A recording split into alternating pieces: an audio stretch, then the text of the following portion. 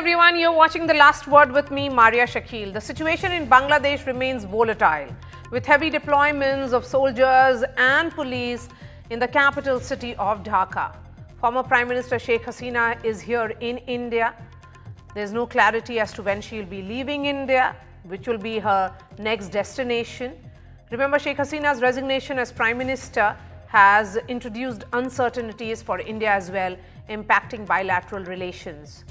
With Hasina's departure, India faces challenges including an unclear interim government, potential revisions to crucial transit arrangements, and increased influence from Jamaat-e-Islami and Pakistan. New Delhi's strong support for Hasina over the past decade led to minimal interaction with Bangladeshi opposition groups, leaving India today in a very challenging position. And addressing the current anti-India sentiment in Bangladesh will be difficult, as substantial diplomatic efforts will be required to recover what has been lost ground. Today, the government also held an all-party meeting with Dr. S. Jaishankar briefing the opposition leaders on the development in the neighborhood.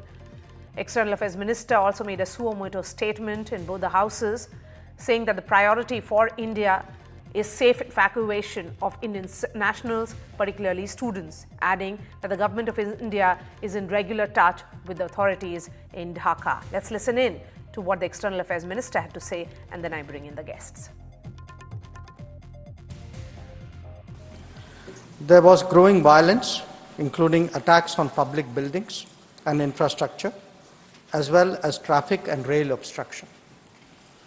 The violence continued through the month of July. Throughout this period, we repeatedly counseled restraint and urged that the situation be diffused through dialogue. On 4th August, events took a very serious turn.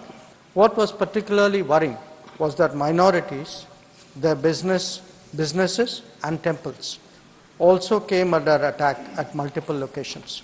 On 5th August, at very short notice, she requested approval to come for the moment to India.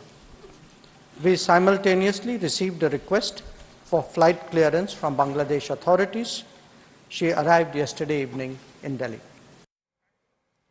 Ambassador Humayun Kabir is former Foreign Secretary of Bangladesh. He's joining us live. We also have Brahma Chelani, Strategic Affairs expert.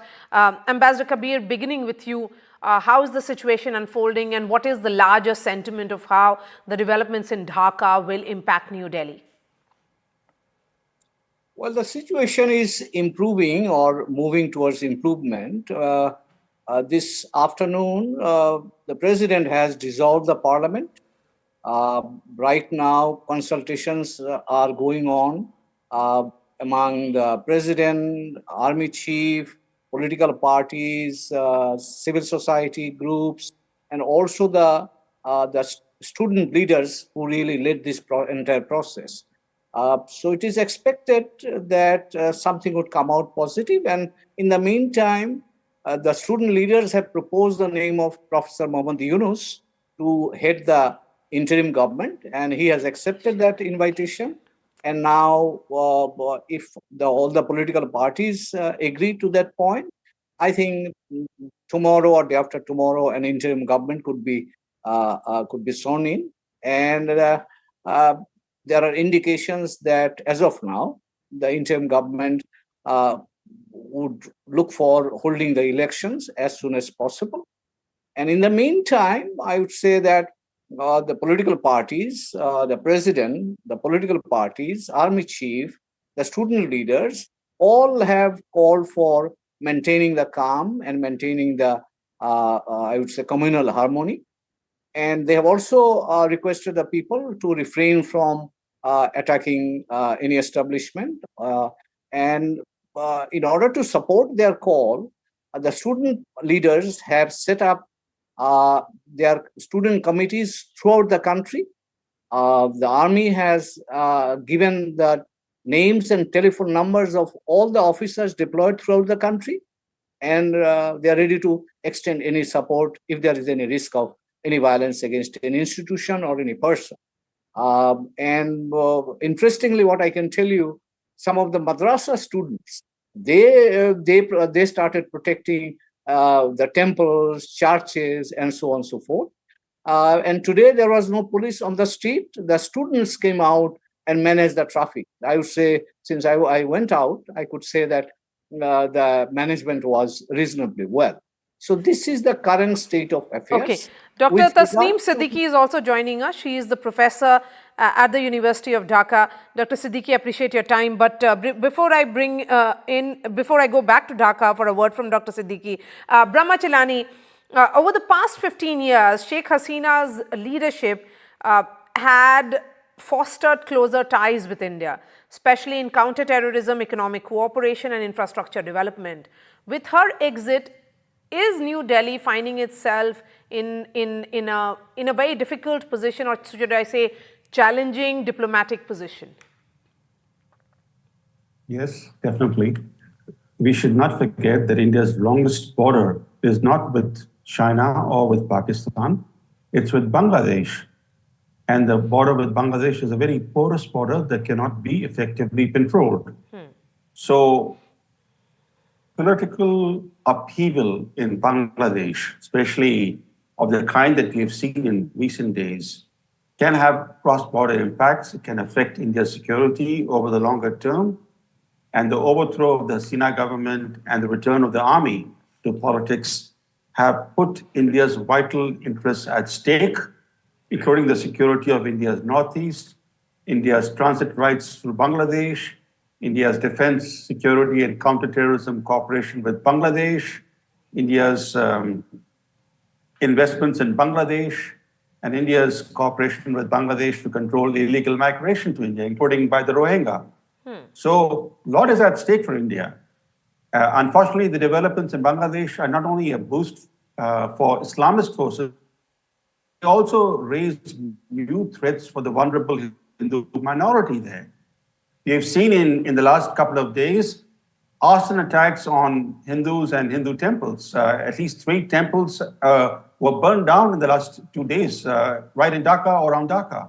So obviously, what's happening in Bangladesh has a direct bearing on India and its security. But the issue is that what can India do? India can only play a cautious and constructive role. It has to build a rapport with the Army Chief, General Zaman. General Zaman is going to be calling the shots now. There might be a civilian face to the new interim government. And we know that the Awami League has not been invited to the discussions to form the interim government, which suggests that the interim government is going to comprise largely of opposition and Islamist elements. So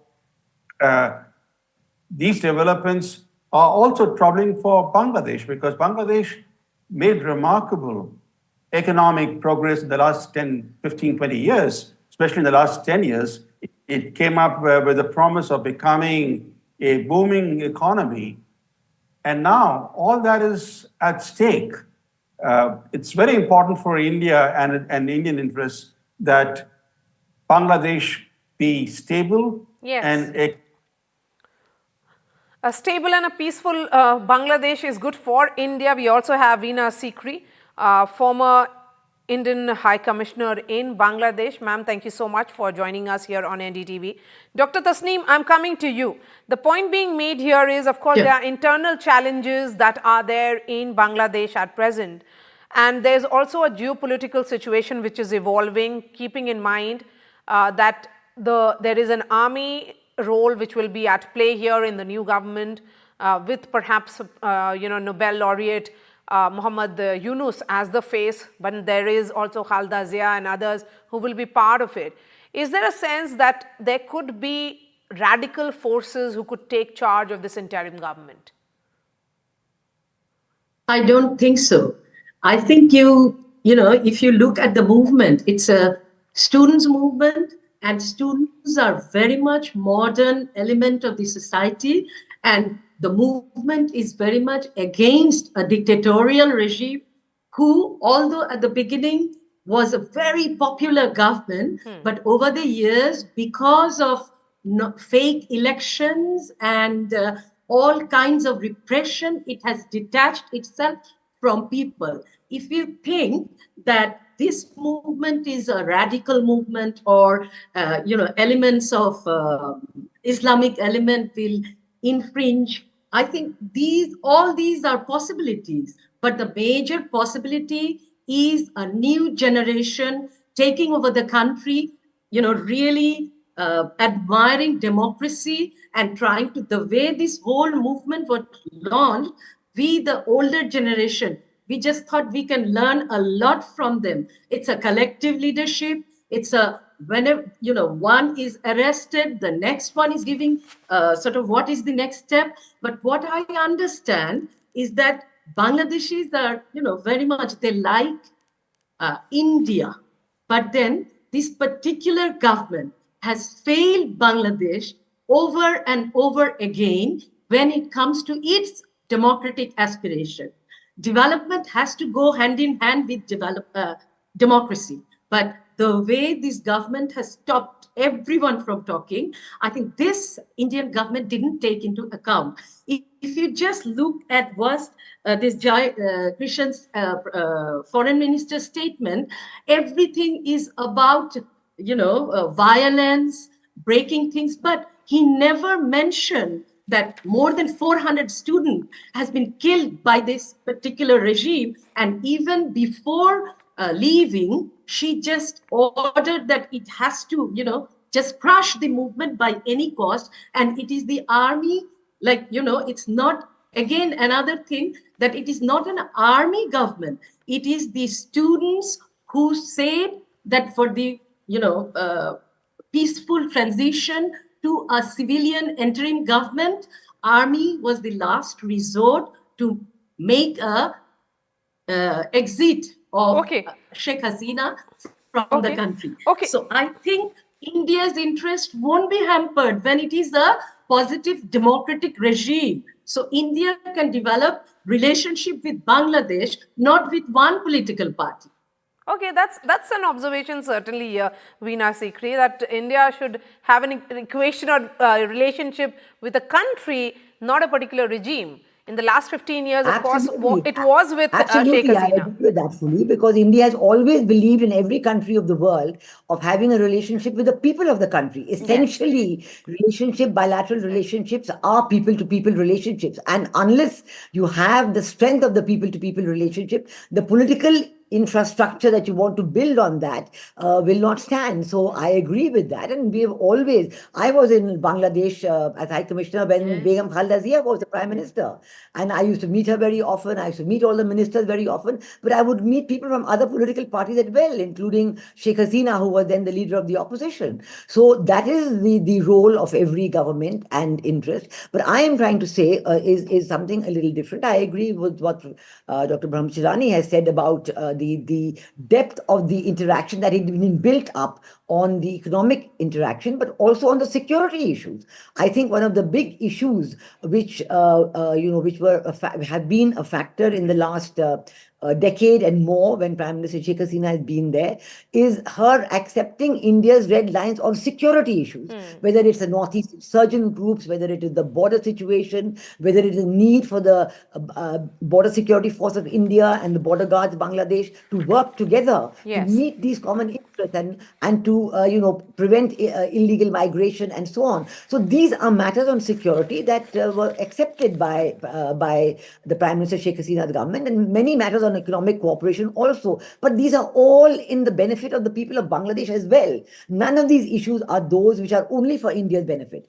Every issue that we have developed with Bangladesh, whether it is the present government, the previous government, or the one before that, have been of mutual benefit. The factor of mutual benefit has to drive every relationship with another country. Mutual benefit with mutual respect and understanding. So I think this is absolutely a given, and there's no question that we will, of course, deal with the Chief of Army Staff at the moment, or when the interim government is formed, and with the head of the interim government. This will all be there. But the concerns that are there that have been expressed in India very widely are something else. Of course, I heard very correctly what our colleague from Bangladesh said about the students' reform movement. But the students' reform movement was one on which Prime Minister Sheikh Hasina was in full empathy with, and she was the one who abolished the quotas for children of freedom fighters way back in 2018. So it's not as if the students were against the Prime Minister because she was preventing the quotas from being reformed. She not only abolished them in 2018, but when they were reinstated by the High Court in June this year, she went to Supreme Court, and in the Supreme Court case, some students groups were with her on that. So I think we have to look at the broader picture, and when we see the people, as you have shown in your visuals, demolishing the statue of Father of the Nation, Sheikh Mujib, are these the students? Because they all are very patriotic and they respect the Father of the Nation as much as we respect Mahatma Gandhi here in India. So I think that we have to see who is it that had taken over the agitation. I'm not denying that it was a quota reform movement in the beginning, right up till 15th of July. It was a completely peaceful movement. Even the police were there on the streets, but the movement was going on. That asking for quota reform. When took this shape. Sorry? Till it actually took this shape, leading to the exit of the Prime Minister. Yes, after 15th of July, because of the violence, we had all the political party student wings coming on the streets, complete mayhem, and then after that, it was just taken over. Okay. So I think we have to look carefully at that. Who is behind that? Are there other governments behind that? Is it, who is wanting Dr. Yunus to be there? Is it the Prime Minister with China that caused that? Because we've seen many student movements all across the world. Ambassador Humayun Kabir has a point. Ambassador Kabir, India has had a very multifaceted approach to Bangladesh so far. Besides diplomatic engagement, it has been about humanitarian assistance, security measures. So the engagement has been at multiple levels. Is that something that you are expecting to continue in days and months to come, even with the new regime? Well, yes, thank you. Thank you very much. Just to add to what my dear friend Beena has said, the political parties were way behind the students. And when the student movement actually exploded, then we heard that political parties were first supporting morally, and then they said that, well, we would urge our people to also extend possible support. So I can assure you that it was an indigenous, student-led, and very creative kind of movement that we have seen in our lifetime. I have seen several of them, and I can tell you that this is a revolutionary time in Bangladesh. Try to understand the ground reality. And these students, the people, yesterday, millions of people were in Dhaka. It's not only the students, the people themselves, because after the series of killings, people got so angry. It is not about, then the issue didn't remain as a quota issue. It became an issue of justice. So the people came, all walks of life, people from all walks of life joined, and then it gave that. Yes, Ambassador Kabir, I'm looking at India-Bangladesh ties, and on that, I'll bring in Brahmachalani as well. Brahmachalani, the foundation for this bond has been built on shared history, cultural affinity, and geopolitical interests. But this has not been a relationship without trials. It has faced several trials in the past. Would you say that it's on trial again now? It's on trial every time the Bangladesh military gets involved in politics. In its over 50 years of independence, Bangladesh has had several military or military-backed governments. These governments were not well disposed towards India. So today, the military is back in the saddle as the country's de facto ruler, whether we like it or not. We can call it a revolution. But this revolution has come with the military returning after a number of years as the country's paramount political player. There was, during the Hasina period and before that, the military had gone back to the barracks. Now it's back in the saddle. This has implications not just for India. This has implications for Bangladesh, its future trajectory. Because the military's role should not be in the government. When the military plays a role in the government, it's always at the expense of the nation. So we should not forget that even though many Bangladeshis are celebrating rightly that this was a revolution, But this revolution has come at some cost. It's come with, widespread looting, vandalism and arson, including attacks on public infrastructure, hospitals being burned, ambulances being burned, attacks on the Hindu minority. On top of that, we have the army chief who has become the de facto ruler. There might be a civilian face, and obviously there will be a civilian face to the interim government. But the fact is that the army chief is now the Bangladesh's new de facto ruler. Is this good for Bangladesh? This is for Bangladeshis to decide now. Yes. But to just to say this was a revolution doesn't mean much, because the revolution hasn't delivered. Deliver what? What has this revolution delivered?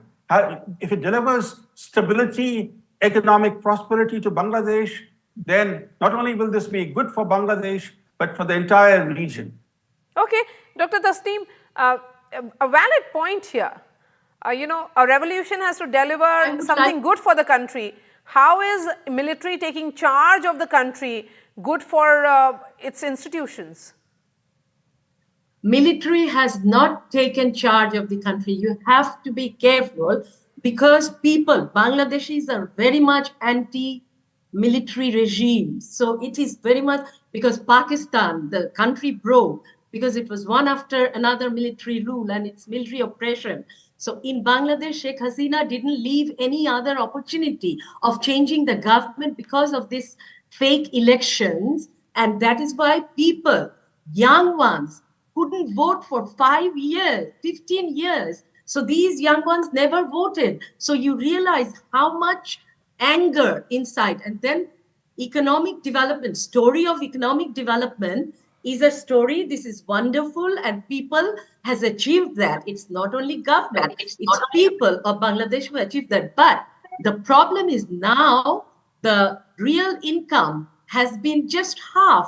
Every, product in the market, you have to buy in triple the cost. So the economic up and boom, what you said, has for the last 6-7 months, it's gone. And it is very much the debt that Bangladesh is into for this economic boom. And now the time has come for repayment of those loans, and the inflation has 3 times. So all these things you have to take into consideration. And instead of looking at that Bangladesh is in a trouble, it can't go into a good place, I would say India to help Bangladesh, to come and join our hand and help us how we can, like this vandalism no one likes. But then when people are angry, I don't say that this is good, but this has happened and immediately this should stop. The minority always, but then I would question, who is bringing in this minority issue? Who will benefit? There are fights with Awami League student militant groups, and they are the one in many places. And there are studies that during the Awami League period, the minority properties has been grabbed by the Awami Leaguers, but the mainstream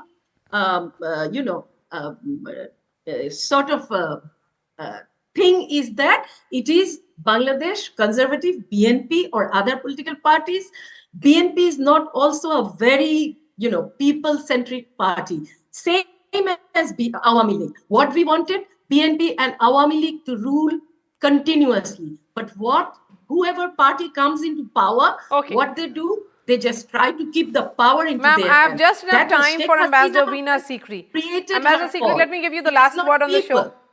I have always continued with the tradition of giving the last word to the 2 women I did. Dr. Siddiqui has spoken now. Ambassador Veena Sikri.